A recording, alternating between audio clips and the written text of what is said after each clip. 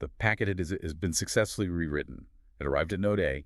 The kernel did its DNet magic, and it changed the destination from the cluster IP to a real pod IP, an IP that lives on node B. The packet now must traverse the physical network. This is layer 4, the network fabric, the domain of the container network interface, or CNI. Layer 4 is the physical roads and tollgates. The CNI's primary responsibility is simple to state but complex to execute.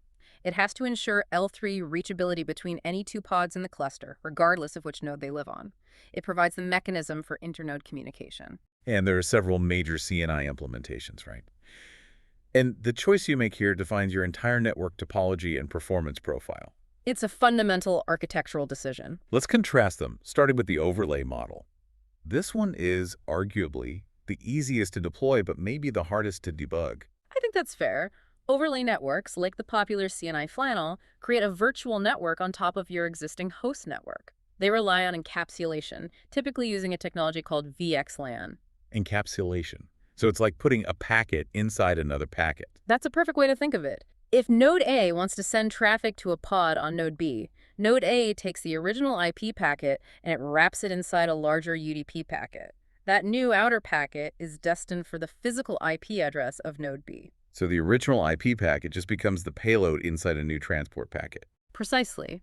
There's a VXLAN header that gets added by a kernel module called the VTE, the Virtual Tunnel Endpoint. That header identifies which virtual network the packet belongs to.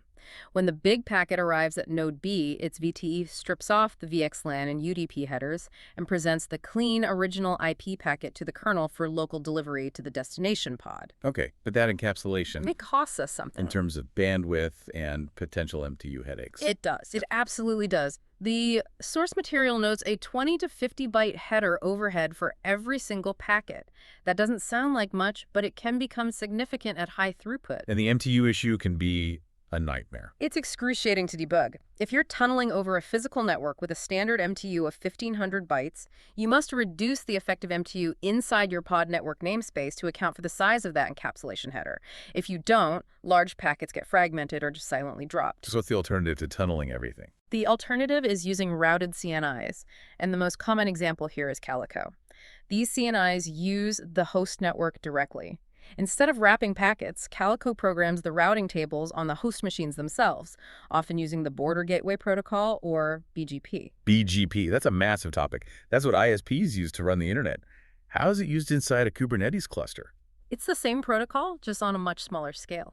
Imagine your nodes are like little postal carriers. Instead of tunneling mail in a big envelope, which is what VXLAN does, Calico has each node act as a carrier, advertising the specific subnets, the pod IP ranges, that it's responsible for directly to the central network router, or even to the other nodes. So it's building a real routing topology. A real L3 routing topology. This requires managing things like autonomous system numbers and maintaining reliable BGP peering relationships between all the nodes. Wait, so if I'm on node A and I'm using Calico, I can send a packet directly to a pod on node B without any tunneling.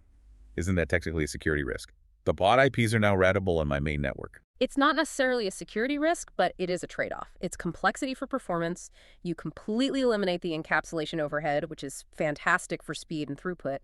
But you introduce the complexity of managing a large meshed BGP network. And if that BGP network has a problem? A BGP flap, a temporary disconnection or instability in the route advertisements, can instantly cause large-scale reachability failures that are much, much harder to diagnose than a simple VXLAN tunnel being down.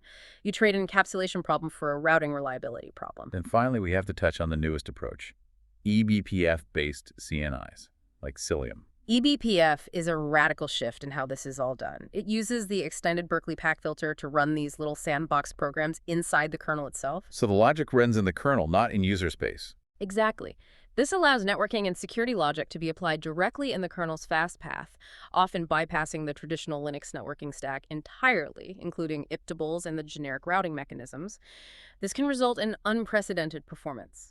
Some eBPF CNIs even eliminate the need for kube proxy altogether because the eBPF programs handle the service translation and load balancing themselves. Wow. Okay, so beyond just transporting the packet, layer 4 is also where this crucial security function lives, the Tollgates, as you call them, or network policies. Right. Network policies provide microsegmentation. They operate at L3, L4, allowing you to write declarative rules based on pod labels that define which pods are allowed to talk to which other pods. So even if the plumbing, the VXLAN tunnel, or the BGP route allows the packet to reach the destination pod's node, a network policy can still enforce a deny rule. Precisely. The CNI implementation, whether it's Calico or Cilium or another CNI that supports them, is responsible for translating those declarative network policies into actual firewall rules, usually IPTABLES rules or eBPF maps on the local node. And if a policy denies ingress traffic from my source pod, The packet is silently dropped at the kernel level by the CNI's firewall rule. This is a super common source of confusing timeouts because the application never even sees the connection attempt. Everything else looks perfect, but the connection just hangs. which is why packet captures are so vital at this layer. You have to know where to run your TCP dump. It's all about location. If you run TCP dump on the main node interface when you're using an overlay network like Flannel, you will see the large VXLAN wrapped UDP packets. That confirms layer 4 is encapsulating and routing correctly. But if I run it inside the pod's network namespace, You must see the clean, decrypted, original IP packet. If you see the clean packet inside the pod but the application isn't responding, the problem is further up the stack at layer 5. But if you see the VXLAN blob on the node, but you see nothing inside the pod, the problem is the CNI on that destination node failing to decapsulate or deliver the traffic, a clear layer 4 failure.